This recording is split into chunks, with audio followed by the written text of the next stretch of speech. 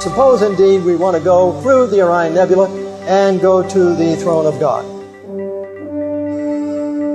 Here we go. As we are leaving the earth here, and of course we'll pass the earth. We see the sun there to our right. Now approaching the sun, and you can see the Orion Nebula there past the sun. As we pass the sun, we're probably going over 100 times the speed of light.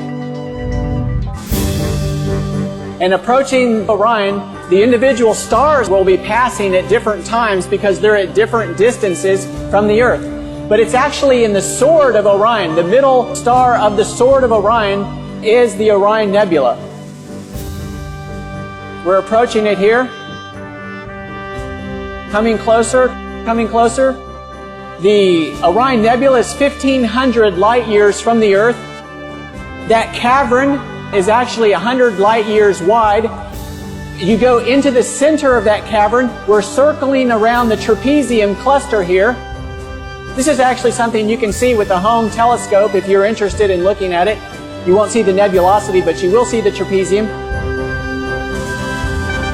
Going through the trapezium, continuing past the trapezium, as we come to heaven, to the city of New Jerusalem with the foundations of precious stones, the gates of pearl.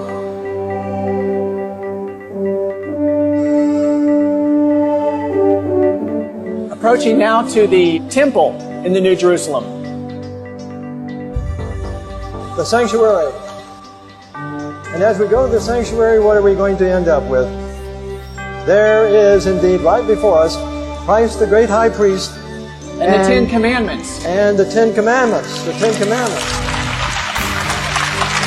Fixed right before the throne of God. Jesus Christ himself, the author of them all, ministering before the Ark of the Covenant, the mercy seat. David, and after we are there, what's going to happen in return? Of course, Jesus, at the time of the second coming, will step out of the most holy place.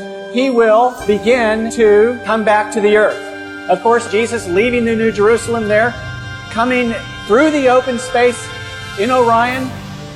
There's the trapezium now. As you exit Orion, that great bowl configuration surrounding Jesus on his return will of course be millions and millions of angels surrounding him. Of course, as Jesus himself speeds toward the earth at thousands of times the speed of light,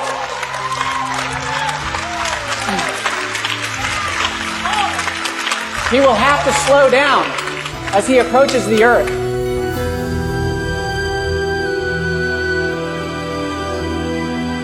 Coming through the solar system, he passes the sun, of course doing many times the speed of light until he gets close to the earth, slows down. The people on the earth will first see a dark cloud. And as that dark cloud gets a little closer, a little brighter, and it finally lights up the sky. And as it lights up the sky, those people who are alive and waiting for Jesus will welcome him. They'll say, "Lo, here is our God. We have waited for him." In Revelation 14:12, here is the patience of the saints. Here are they that keep the commandments of God and have the faith of Jesus.